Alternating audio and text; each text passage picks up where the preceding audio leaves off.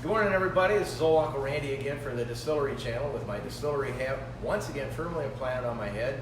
And we are in the heart of Geneva, Illinois, talking to one of the leading, probably the leading, probably can't even be uncontested assistants to an individual that owns this place. Anyway, Becky. It's me. I knew you were talking about I second that. Yeah, and over there, we're talking with, and we're going to be talking beer. We're sitting in a beautiful restaurant that is encompassing some metal containers up in the front, and we came here to talk beer. Very simple.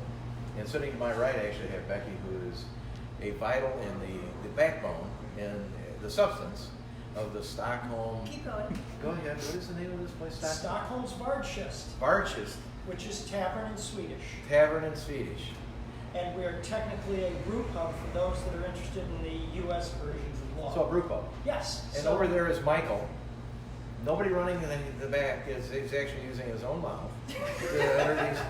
And No strings. He's the owner. This is the vibrant one, his assistant. And The owner and the brewmaster. You're the brewmaster?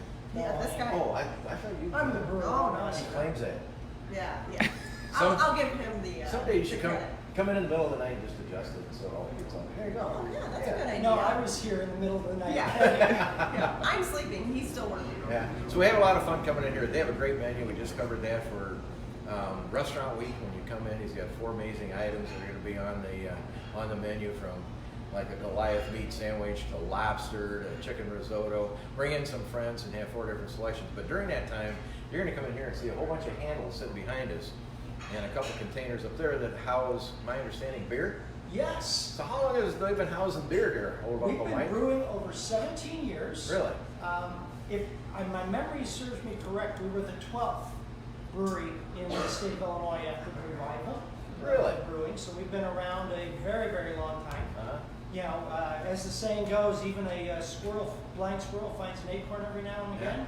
We just got real lucky. We were in brewing long before it became the thing to be in. Yeah, so during Prohibition, how did that treat you when you were back then? Well, it treated me fine. That's when I was doing most of my Yeah. brewing and learning my skills. Yeah. The problem is Yeah. the IRS came along and took all my money. Yeah, so you decided to wait. Yeah, so then I decided to do it legally. Yeah, so now at the age of 135, Michael, once again, 17 years ago, got back into Yes, this. Okay. 17 years ago. Yeah, and we found out in our last interview, Becky's only 85, so again. 85 and a half now. Yeah, so aging It's been a nicely. while. But it's Yeah. all due to the beer. Yes. So what do you have in that beer that you have? So there you go. This is our State Street Pilsner. Yeah? It's our #1 selling beer. I attest that it does taste very good and it is good for breakfast. It was Okay. the very first beer ever brewed here as well. Really? Initially served on July 5th, 2002. Really? Back about 5-6 years ago, Chicago Magazine named this as one of the top German-style beers of all the local craft breweries. No kidding. Well, Yeah. congratulations on that. That is fantastic.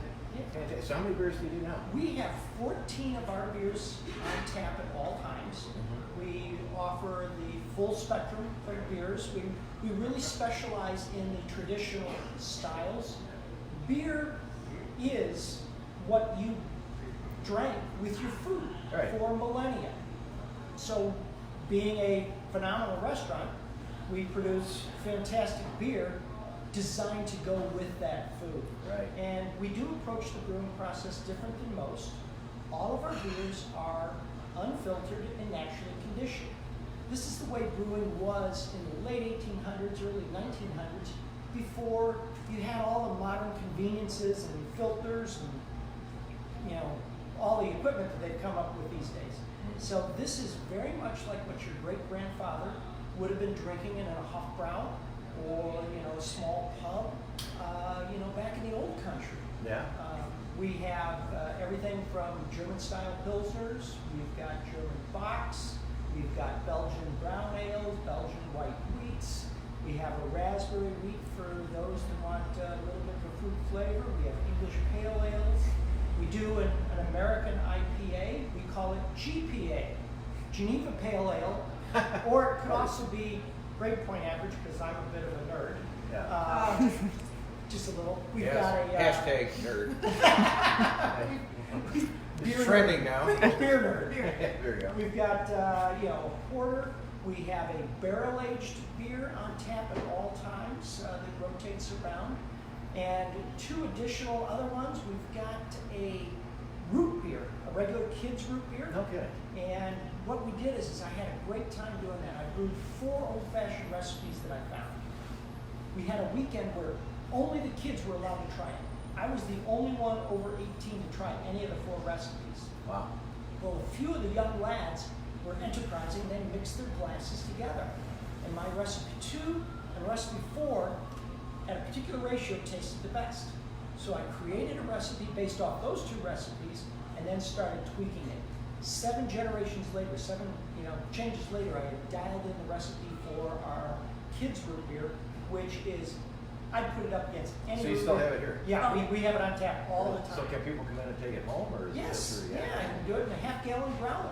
Yeah. $13, bring the growler back, we'll refill it for $10. No kidding. And then That's with the alcoholic root beer craze, we decided to develop our own alcoholic version, which we call Raiders root beer.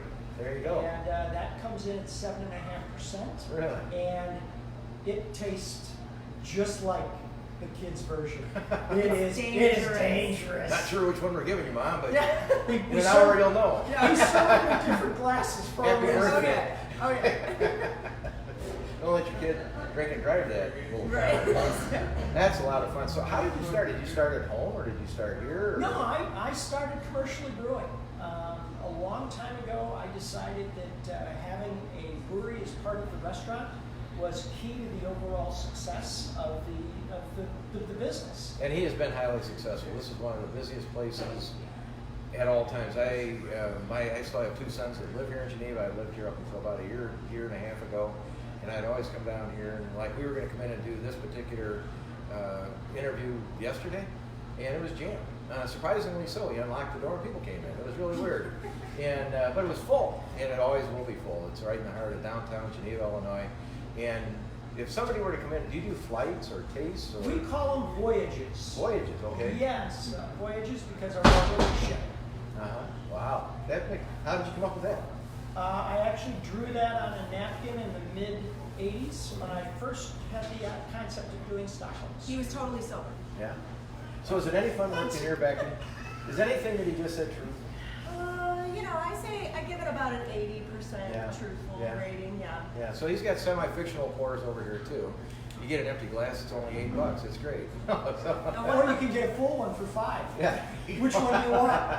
One of my favorite things about Stockholm's and about our beer is that we love, like Michael said, pairing it with food. And most people think traditionally pairing wine with food, and of course that's, I'm still a fan of wine, but we want to show people that it's not just wine that can go with food. You can pair your beer with food, and on our menu you can find next to our specials suggestions of beers to pair with them. To kind of make a full experience, and I love that. It's one thing that we're trying to do a little bit different. I've got a question. I mean, I'm pure German, just so you know. My family came from Munich, Salzburg area, so we're called Schweizerdeutsche, and went back to Munich a number of years ago to the Hofbrauhaus. And over there, much to my surprise, the beer was warm the first time we got it. Do you serve warm beer here, or is it all cold? We are in America. Uh-huh. We serve it cold. Okay, there you go. Yeah, so in America, typically you're going to want to serve beer between 35 and 38 degrees Fahrenheit. Do you know why they do that over there? I mean, that's a question. They don't have refrigeration. Is that right? Yeah, they've been drinking beer longer than the modern refrigeration that's Yeah. been around. And for those that don't know, it was Adolphus Busch that really promoted refrigeration, and that's allowed a brewery to distribute nationally. Yeah. To keep the beer preserved. Yeah. Well, this is great. This is part 1 of a series we're going to be doing down here with Michael and Becky, and what we want to do is just lay the groundwork, because these specials that they have, I'm sure this month for Restaurant Week, you're seeing this in our new insert into our magazine. It's called Next Taste, and if you want to come in here, they have some great menu items they're going to be featuring.